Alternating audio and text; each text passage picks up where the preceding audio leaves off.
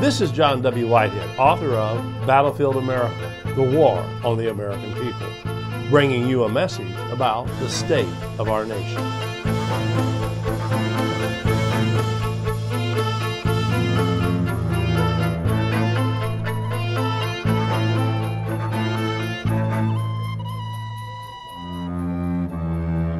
I have put in place a zero tolerance policy for illegal entry on our southwest border. If you cross the border unlawfully, then we will prosecute you. If you are smuggling a child, then we will prosecute you. And that child may be separated from you as required by law. Sometimes you have to draw a line in the sand. This is one of those moments. There are some acts so wrong-headed, so immoral, and so inhumane that they simply cannot be defended on any grounds whatsoever. Be warned. The White House's new zero-tolerance policy for separating undocumented parents from their children at the border as a way of discouraging illegal immigration is pushing us into dangerous territory morally and otherwise. Dragging young children kicking and crying and screaming from their parents, separating those children from their parents indefinitely, locking those children up in cages like animals. These cages have been likened to dog kennels, and subjecting them to the predators of the American police state. These are acts that no decent people should tolerate from their government. In McAllen, Texas, undocumented migrant children are being held in cages made out of wire and net. These children are sleeping on concrete floors with tinfoil space blankets for a mattress. In Brownsville, Texas, reportedly more than 1,000 children who have been separated from their parents are being held in a former Walmart facility with blacked out windows that has been transformed into a detention center and is being run by a government contractor for money. Bear in mind, there is no bedtime story for these children. There are no parents nearby to protect them from the things that go bump in the night. There is no assurance that they will ever be reunited with their parents ever again. The lesson here, folks, hold tight to your own children. They won't be yours for long if the government is allowed to prevail in its view that children of undocumented criminals, quote unquote, automatically become wards of the state. If you cross the southwest border unlawfully, then the Department of Homeland Security will arrest you if they catch you, and the department will prosecute you. That is what the law calls for, and that is what we're going to do. Having children does not give you immunity from arrest and prosecution. Bringing children with you doesn't guarantee you won't get prosecuted. Cannot be. Certainly doesn't give immunity to American citizens who commit crimes because they have children that they might leave behind when they're incarcerated. The government's rationale goes like this. Illegal immigrants are criminals who should be jailed. Criminals in jail don't get to keep their kids. Therefore, illegal immigrants shouldn't get to keep their kids either. Now wait and see.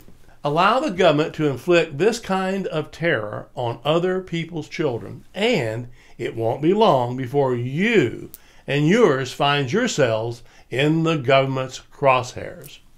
Allow the government to strip, and I'm saying here again, allow the government to strip naturalized persons of their citizenship under trumped-up pretexts, yet another tactic being proposed by the White House, and it won't be long before your own citizenship hangs in the balance.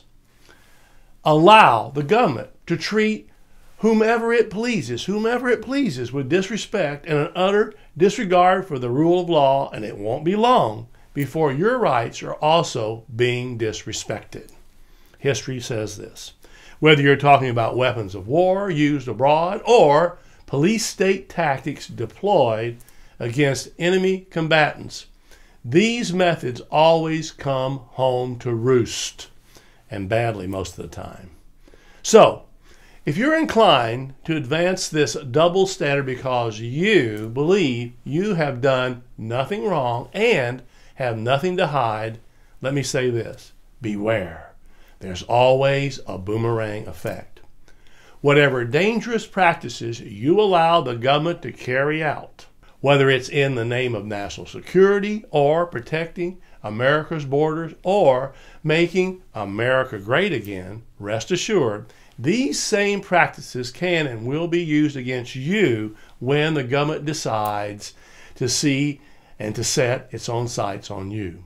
Indeed, it's just a short hop, skip, and a jump from the government stripping undocumented criminals, as they call them, of their parental rights to the government meting out the same treatment to American citizens.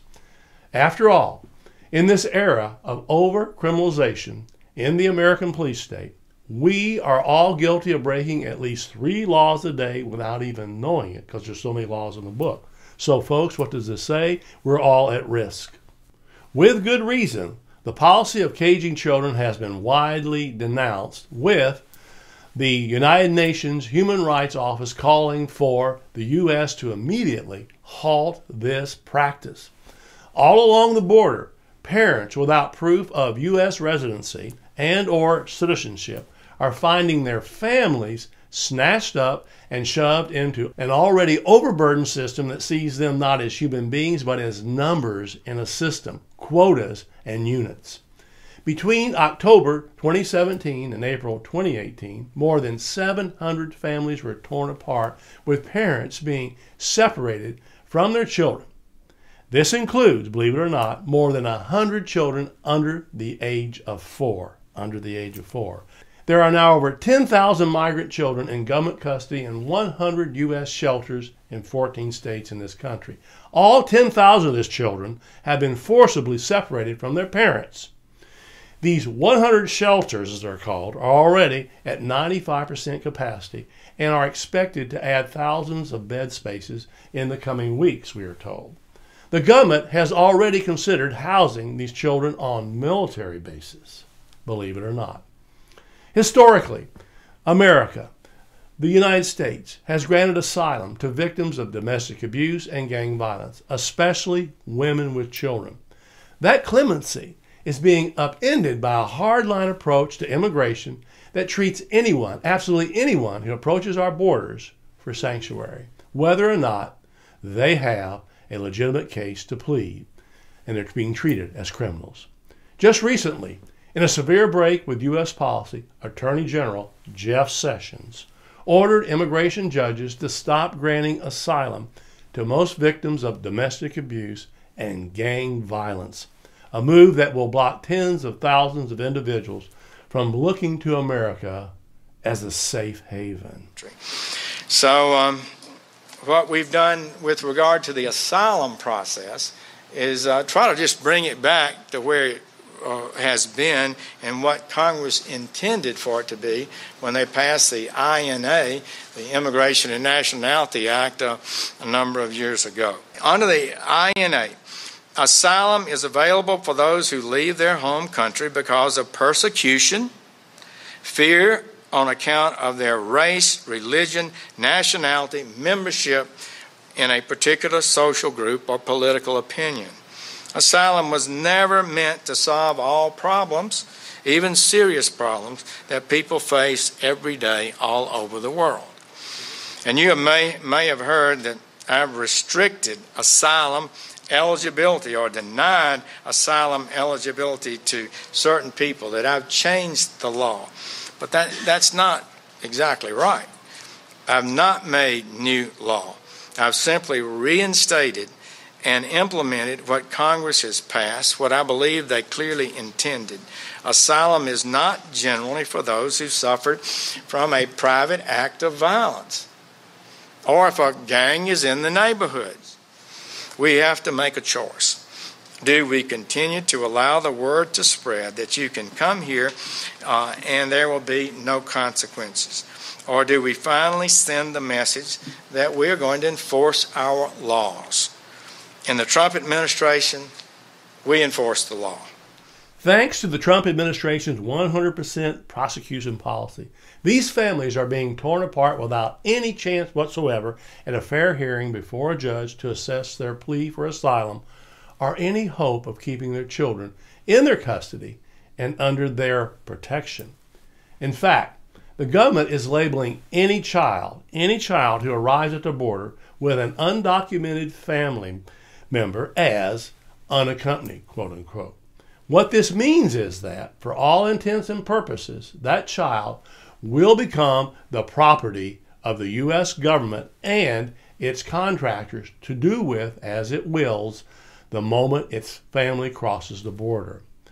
We all know what happens to children who are left alone to fend for themselves. In too many cases, these children, are being trafficked, lost by the system supposedly, and rendered beyond the reach of their families. Now hear me, this is not a new problem. In fact, under President Obama's watch, migrant children were allegedly beaten, threatened with sexual violence, and repeatedly assaulted while under the care of Customs and Border Protection officials and agents. According to Newsweek, and I'm quoting here, border authorities were accused of kicking a child in the ribs and forcing a 16-year-old girl to spread her legs for an aggressive body search. Other children accused officers of punching a child in the head 3 times, running over a 17-year-old boy, and denying medical care to a pregnant teen who later had a stillbirth, unquote. While illegal immigration is a problem that must be addressed, forcibly separating migrant children from their parents, transferring custody of them to the U.S. government and its agents, and caging them indefinitely in dog kennels cannot be the solution and should not be the solution.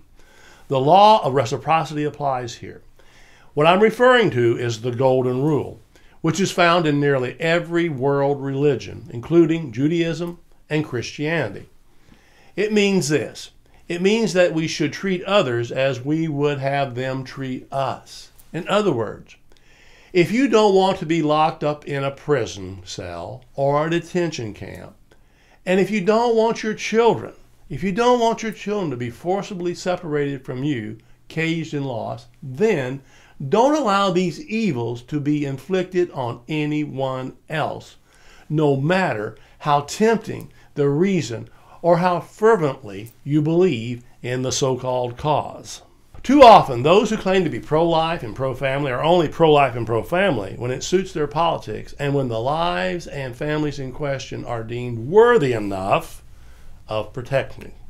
Certainly, such an attitude flies in the face of the life and teachings of Jesus of Nazareth, whose parents, by the way, they were immigrants seeking asylum with a child in tow, risked their lives to keep their family together. That child, Jesus, would grow up to command his followers to care for the least of these, the hungry, the thirsty, the homeless, naked, sick, and the imprisoned. Christian theology aside, you don't have to be religious to recognize the need for caution, compassion, and common sense in how the government administers its immigration policies, clearly. Those who cannot remember the past, warned philosopher George Santayana, are condemned to repeat it. For example, Eva Kor was 10 years old in 1944 when she and her twin sister were ripped from their mother's arms and forcibly separated from their older sisters and parents who were sent to the gas chambers at Auschwitz in Germany. A Nazi was running in the middle of that selection platform, yelling in German, "Twins, twins." He noticed us and demanded to know if we were twins. And my mother asked, "Is that good?" And the Nazi said, "Yes." My mother said yes. At that moment, another Nazi came, pulled my mother to the right, we were pulled to the left, we were crying, she was crying. And all I ever remember is seeing my mother's arms stretched out in despair as she was pulled away. I never even said goodbye to her, but I did not understand that this would be the last time that we would see her. And all that took 30 minutes from the time we got down from the cattle car and my whole family was gone. Only Miriam and I were left holding hands and crying. This is how evil triumphs. The slippery slope to the gas chamber starts when good people remain silent in the face of evil. The horrors of the Nazi concentration camps weren't kept secret from the German people. Indeed, they were well publicized in German newspapers, magazines, and over the radio, which were in virtually every home. Likewise, the mass of ordinary Americans are fully aware of the Trump administration's efforts to stigmatize and dehumanize any and all who do not fit with the government's plans for this country. So, when Jeff Sessions suggests that the government's child separation policy is just the government doing its job to fight illegal immigration, don't buy into that. It's time to draw that line in the sand. What we are now experiencing are the first stages of a campaign aimed at lulling us into a false sense of security. As I make clear in my book, Battlefield America, The War on the American People, there is worse to come. The treatment being meted out to undocumented migrants and their children is only the beginning. This is the start of the slippery slope. Martin Niemöller understood this. A Lutheran minister and an early Nazi supporter who was later imprisoned for opposing Hitler's regime warned, and this is what he had to say. First they came for the socialists, and I did not speak out because I was not a socialist. Then they came for the trade unionists, and I did not speak out because I was not a trade unionist. Then they came for the Jews, and I did not speak out because I was not a Jew. Then they came for me, and there was no one left to speak for me. Folks, this is a warning. It's time to wake up. The Rutherford Institute is doing its part to push back against the police state and make the government play by the rules of the Constitution. But we can't fight these battles alone. To join the resistance and help us spread the word, start by liking this video and subscribing to our YouTube channel. Visit our website at www.rutherford.org and check out our library of thought-provoking commentaries, legal resources, and so much more.